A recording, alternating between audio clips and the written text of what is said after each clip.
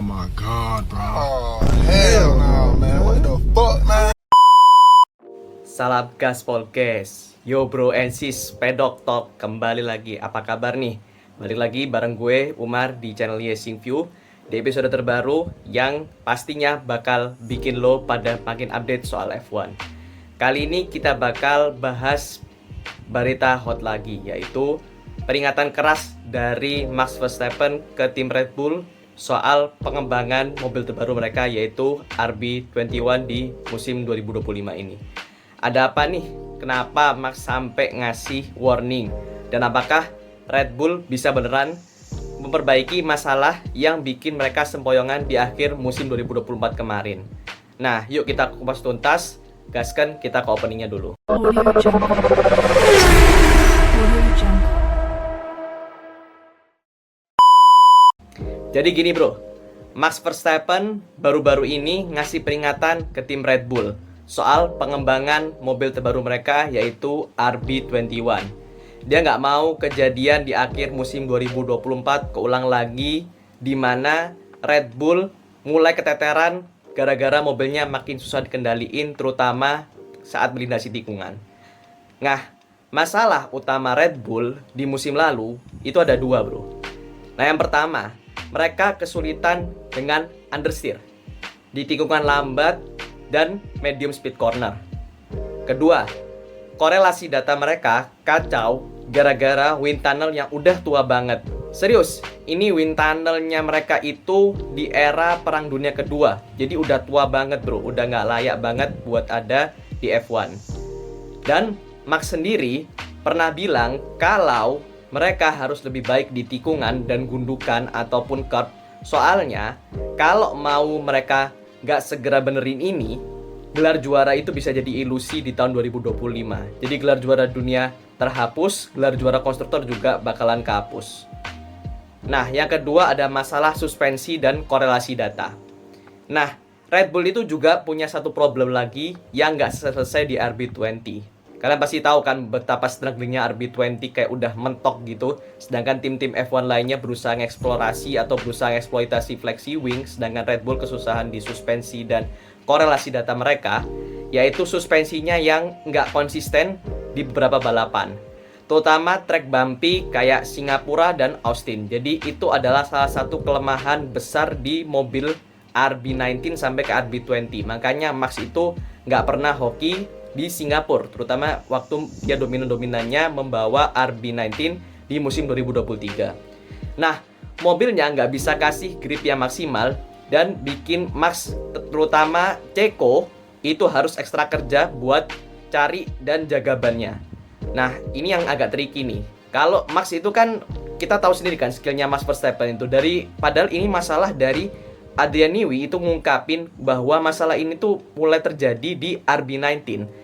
Tapi Max itu masih bisa ngatesin lah istilahnya. Dia kan pro kan, skillnya kan kita udah tahu sendiri kan. Max itu kayak beda banget sama driver-driver yang lain. Dia tuh udah next level Jurdun lah istilahnya. Kita udah bilang Max itu udah the next level lah, udah beda dari pembalap-pembalap yang lain.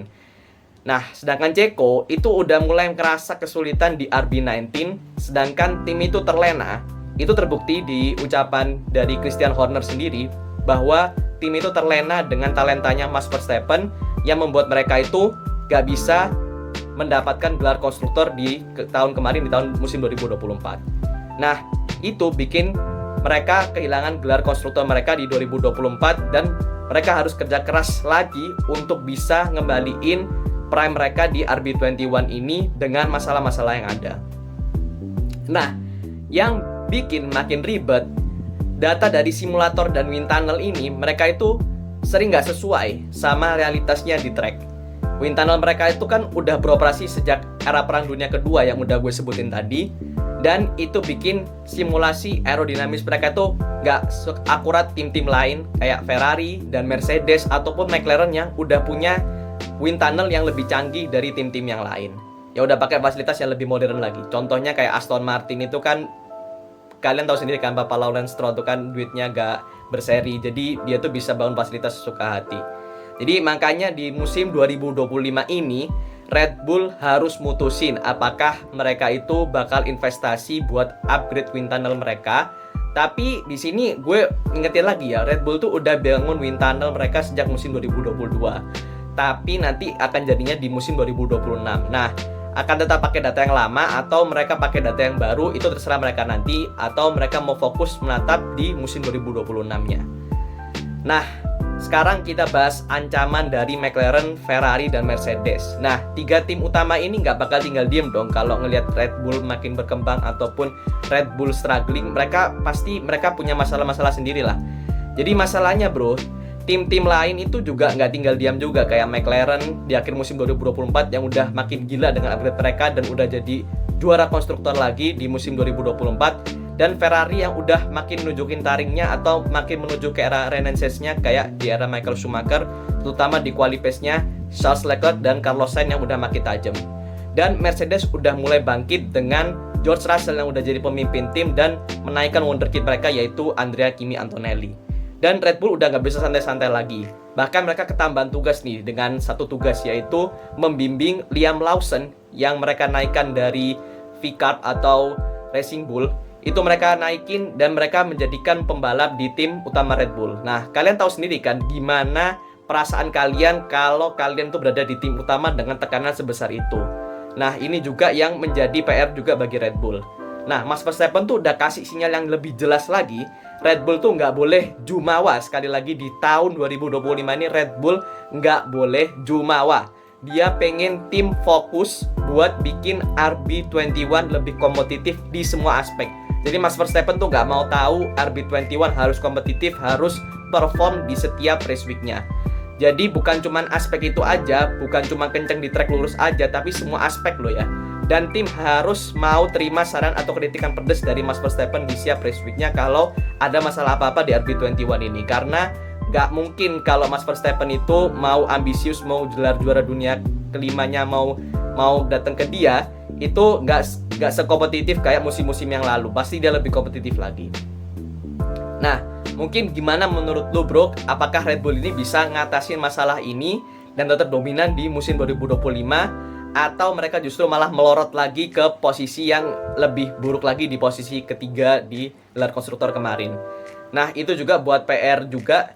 Dan juga di sini gue mau bahas Liam Lawson juga. Nah, di sini Liam Lawson ini kan juga mengumumkan baru kepindahan mereka di akhir 2024 kemarin di Desember. Nah, Liam Lawson ini juga punya kekhawatiran sendirilah dia di tim utama karena budaya tim utama itu juga bagi Liam Lawson itu kan juga masih baru kan. Dia tuh masih istilahnya ya udah kenal keluarga Red Bull lama lah. Tapi dia tuh masih butuh adaptasi dan butuh korelasi data yang bagus dan input-input yang bagus dari Max Verstappen. Nah, Max Verstappen tuh berarti udah punya 2 tanggungan nih, yaitu ngatur gimana caranya RB21 besok kompetitif dan ngajari Liam Lawson tentang input-input data di lab-lab atau setiap race week-nya. Nah, itu bakal jadi PR yang besar buat Red Bull. Dan apakah Max Verstappen itu mau nibanin semua pikirannya ke situ semua? Jadi apakah Max Verstappen tuh bakal yakin mau ngemban tugas itu semua? Dan apakah gak bikin Max Verstappen tuh minggat ke Red Bull atau suatu saat nanti? Nah, di sini memang si Max Verstappen tuh punya kontrak sama Red Bull sampai 2028. Tapi dengan klausul kontrak yang udah dijelaskan di video-video di sebelum-sebelumnya yang udah gue jelasin. Jadi klausul Max Verstappen itu adalah jika mobilnya tidak perform ataupun tidak menghasilkan apa-apa atau ya tidak perform istilahnya, ya dia bisa-bisa aja langsung nyabut kontraknya gitu aja dan dia pindah ke tim lainnya. Itu klausul kontraknya. Tapi di sini dia nggak akan mungkin pindah begitu cepat sih karena di situ masih ada Helmut Marko kan. Dia juga sebagai ayah tiri lah kalau kata dia lah. Dia tuh juga sebagai mentornya dia. Jadi dia nggak bakal pindah terlalu cepet lah. Dan dia juga mau ngerasain mesin Ford RBPT-nya yang baru, yang Red Bull baru saja menjalin kerjasama dengan Ford Powertrain. Jadi RBPT kerjasama sama Ford. Dan Honda bakalan mensupport Aston Martin ke depannya di musim 2026 ini. Nah, gimana menurut lu bro? Apakah Red Bull ini masih bisa ngatasin masalah-masalah yang ini atau tetap dominan di musim 2025? Nah, nggak ada yang tahu. Atau justru malah McLaren atau Ferrari yang kembali ke era Renaissance-nya dengan kedatangan Lewis Hamilton di musim 2025 ini.